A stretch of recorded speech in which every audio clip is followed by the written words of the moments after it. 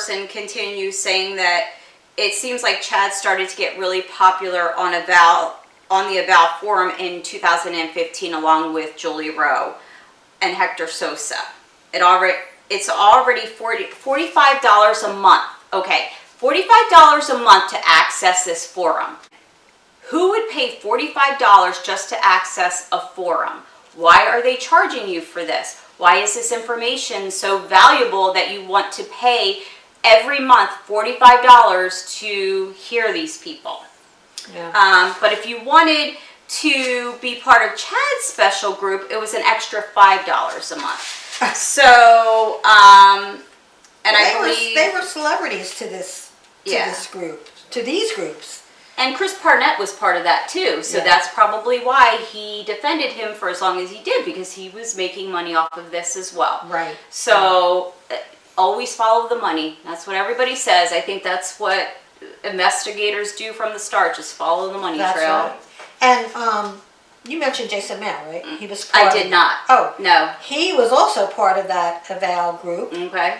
And another celebrity speaker. Mm-hmm. For preparing a people. Okay. And we'll get into him as well. Yeah, and I'm going to post a picture. I have to figure out how to do it, but I think I'm going to post a picture. There was a poster that I downloaded that it'll show you the Preparing a People poster that they had for one of the speaking engagements. Now, I listened to a podcast with Lori, Jason, and Melanie Gibb. Mm-hmm. And this was from 2018. And Jason was the main speaker in that podcast. And it looked like it was one of the first, or if not the first, that Melanie had created. Okay. And the three of them were there. And Jason really, he talked about himself a lot, promoted himself a lot, about how he was a paratrooper. He was in 2 different police districts in Arizona, and there's background stories about that as well. And he also talked about how he got hurt. I think I listened to that. Yeah, how he got hurt, and he said both of his hamstrings pulled away from his pelvic area. That's very, very a very rare thing to happen. That you could tear a hamstring, that you could maybe pull one, but to rip off. Wasn't he running after someone? He was in a fight with someone. Oh, he was in a fight with someone. He was in a fight with somebody he was trying to, as a police officer. And the whole reason he even brought this up was how he became born again, basically. At his lowest point. Yeah. Right, because he was paralyzed, he couldn't move anything but his head. His wife left him, his mother had issues, and it did sound like, because I listened to the beginning, a pity party for Jason. Right. Right. And I really didn't believe a lot of what he was saying, because he was so, pumping up himself. I thought it was a lot of BS. And, I don't know, but he was also and since all this happened, he's gone on to make money doing speaking engagements, doing a lot of podcasts. He goes around the country talking to kids about LDS, and I don't know how engulfed or entangled, I guess. He was in Chad's weird belief system. I don't think he went around talking about that. Right, but that he had experiences, near-death experiences, right. Yeah. And, he's written books, and the other interesting thing is, he was a technical advisor, and he also played a cop in a film called Speak No Evil. Okay. And that was, the movie came out, I believe, in 2013, and it's about zombie kids. Can't make this stuff up. So could it be Chad started his zombie kid belief system? Oh my goodness gracious! Because of this? Who knows? Right. But It's so weird. All we can do is tell you what other people are talking about, because there's so much out there, and it takes a long time to just go and look for things and to find things. So if we can do that for you, that's why we're doing these videos, because we love doing this for our viewers. And I would love to be able to go visit some of these places and try to interview some of these folks. But first of all, we don't have the credentials. They wouldn't even talk to us. Yeah. But our lives just don't allow that to happen. Not at this point. So hopefully, fingers crossed, we'll get to that point. But, that's what we can work towards. And some of the things we talk about might spark something in someone that knows something about it, and they might be able to fill us in. Police officers and the detectives, they have a lot of resources, but sometimes it just takes one person to say something they've never said before, and it opens up a whole new door. So, if we can do that one day, that would be great. Yeah. So I do want to kind of go over a few things that Chad has written about. I don't think these are in his books. I just think you have to hear the way he has written things, and to me it just sounds like he thinks he's the bee's knees, and he's talking about they're trying to go out and promote and talk to people about the church and that sort of thing. So he was going out with this elder Hepworth. So they were walking down Broadway Avenue in Union City. As we started to cross 48th Street, it felt like I hit into a brick wall. Some sort of power was not going to let me take another step. I felt prompted to track in an old brown building off to the right. I tried to shake it off, but the prompting came again. Elder Hepworth looked back at me, and I tried to go forward again, but couldn't. So I said, "Why don't we tract here?" And I guess tracting is talking to people. I guess that's what they call it. Mm-hmm. As we climbed to the top floor, a young girl named Esther came down the stairs. When she saw us, she stopped and said, "Hello, elders. Do you want to come visit us?" We said yes, and she let us back. I'm sorry if I keep making faces, but this is just so ridiculous. She led us back to her apartment. We'd never seen this girl before, but she seemed to know all about the church. She poured us some orange juice and gave us some cookies. Didn't her mother ever teach her not to talk to strangers? Strangers? Okay. After a minute, I said, "Are you a member of the church?" She gave me a surprised look and said, "Of course. Didn't you know that? Because you should know other LDS people, Chad." She then explained she was living with her uncle, aunt, and cousins who were also members of the church. I asked if they'd been to church recently, and she said, a couple of years ago. There's the door, so he's going to go right in. We found out a daughter of the family lived with her husband and son on the floor below. They were Jorge and Yesenia Vasquez, and their son Isaac. We arranged to teach them. Yesenia was eager to get active in the church again, and after we taught Jorge the first discussion, he seemed pretty happy. He had read the Book of Mormon, and he said, "I think it is true." He had some interesting dreams about his family's future. In one dream, Jorge is fighting off Satan's efforts to get his family. Then a light comes and Satan departs. In another dream, Jorge was shown Yesenia's family on a battlefield, engaging in a battle of life and death. At first, they are winning, but then they start to lose. Then Jorge comes onto the scene, and they win the battle. When Jorge asked me what I thought they meant, I said I felt it meant that Jorge would join the church and lead Yesenia's family back to full activity in the church. A few days later, we met again, and the spirit was nearly overpowering. Toward the end of the visit, Jorge stopped the discussion and said, "I wasn't going to say anything, but I just need to tell you that there are halos around you." Let's take a minute. You are both surrounded by a halo. We couldn't see the halo, obviously, but it was a special confirmation to us and to him that we are teaching, what we are teaching is true. Sorry, I'm getting... What do you think, Vicki? Well, all I can say is BS once again. Mm-hmm. I think that, it's all promoting Chad, and he's trying to portray that he has this ability. Mm-hmm. He's starting by going to a perfect stranger. Right. And did he make this up? Did Jorge and Yesenia actually say this, or is this all Chad saying what happened? Is this his story or Jorge and Yesenia's? I think it's all Chad, just like portals are all Chad, Mm-hmm. just like near-death experiences which allow him to see beyond the veil are all Chad. Yep. All of this is an effort to promote himself. Right.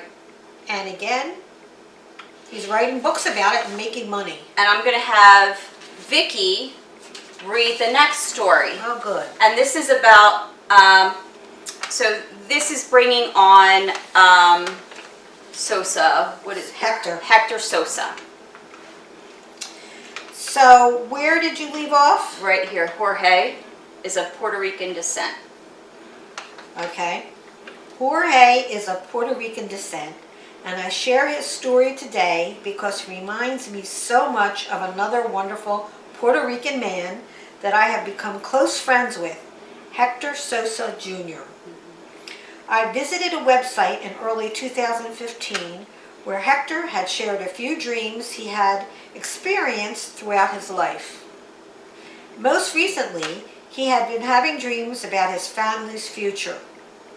I read them with interest, and it reminded me of the dreams Jorge had shared with Elder Hepworth and me nearly 30 years earlier. Mm. This is a good part. This is Chad all the way. Then one Friday night in January, I was talking with my family at home in Springville when the Spirit said, "Go knock on Hector Sosa's door right now. He needs to write a book." I wonder why he needs to write that book. So it's gonna... I really hate receiving those kinds of messages. Darn God, why are you doing this to me? I know how writing a book can change a person's life completely, especially his, Mm-hmm. for good and bad.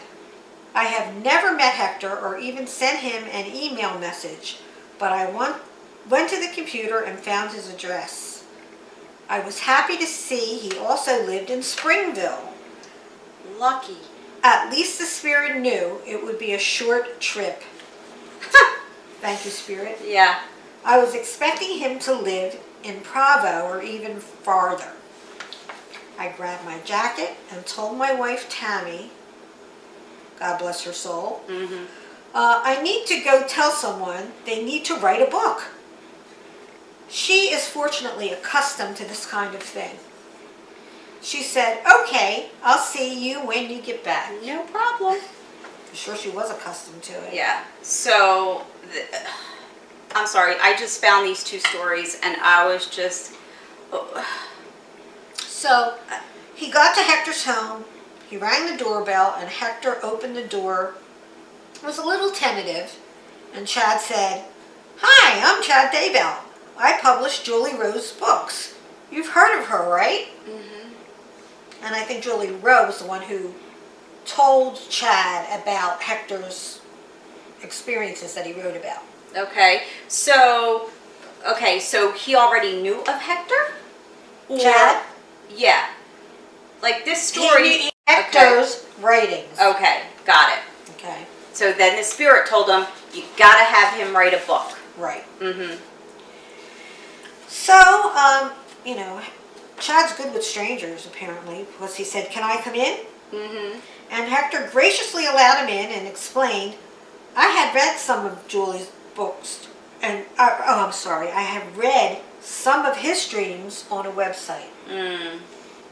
He had read some of Hector's dreams Okay. on a website. He shared more details about them, and we really felt like old friends right from the start.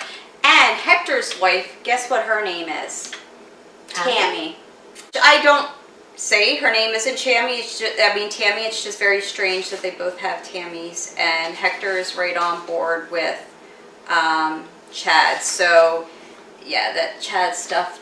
I read that and I was like, wow, who would buy this stuff? I'm sorry. Maybe in certain areas things are different, but again, a little girl is not going to invite just people into their home for orange juice and cookies. You know, it's regardless of who they are. I know I didn't print out the part before this, but there was a woman that they tried to talk to before, and she slammed the door on them. Oh, I did read that. That was great. That's what happens in 99% of the neighborhoods in this country. And she had some good words for them too. So, you know, you have to give them credit. They're persistent, you know what I mean? We're going to find somebody that's going to believe in what we're talking about. So, well, I have to tell you a story about me. Okay. I have total respect for all religions. Mm-hmm. But Jehovah's Witness people knocked on my door one day. Oh, yeah, you told me this before. And I didn't really want to deal with them. I just, only opened the door a little bit. Uh-huh. And I just said, listen, I'm sorry, I'm Jewish. And they said, don't be sorry. That's not what I meant. But just too much. So I related to that woman who slammed the door in his face. Don't be sorry, it's not your fault. No, that really wasn't. Oh my gosh, it's so crazy. Yeah, and there's just anything else that you can think of that we want to share with our viewers, because it just gets weirder and weirder. Every week there's more stuff that we find and read, and it's just so interesting to bring up and see what other people know about it. Mm-hmm. And, we know that Melanie Pulaski. Yeah. So it's not We just anything. found the contempt order from Right. Melanie. But what was interesting about that is the judge ruled against the contempt order that she was bringing against Ian, because she thought there were compelling reasons. From Brandon, not Ian. Brandon! Yes, that's okay. We just want to make sure we get these people straight, because there's too many of them. That there were compelling reasons to believe what Brandon was saying. Right. So I thought it was interesting that she said that. So I think there could be more problems For Melanie. She's another one. The two Melanies they're more involved in this. Even if they didn't do anything to the kids, they knew what was going down. Exactly. I mean, I know in my heart that they knew what was going to happen. Nate Eaton asked Melanie Gibb, do you think the kids are okay? Mm-hmm. And she said no. No, they're not on this earth. Mm-hmm. Yeah. That's what she said. So, and that was in his interview with her, way before they found The kids. Yeah. And a lot of people did think that, so we'll give her that benefit, but she's in the middle of all this stuff. Yeah, right. She knows Lori. She's been around the kids when this crazy stuff's happening. Another thing they said was, you're over there, you think Tylee's at BYU, but she doesn't have a room set up. Like, where did you stay? Did you stay in Tylee's room? Like, was there Tylee stuff all around, or no? Right. If there isn't, why are you thinking that she's at BYU? Right. And not asking about her. We have Cinder over here I don't coming to think they say can see hello. Cinder. No, they can't see Cinder, but Cinder's my dog. so she's just coming You'll over hear to her say clicking hello. around the floor. And she wants my wine. She's trying to smell her wine. So, yeah. Later, Cinder, later. When we're off camera. So, yeah, this is just, again, so many crazy things. We keep delving into this and just new things are popping up. The trial date is not until January.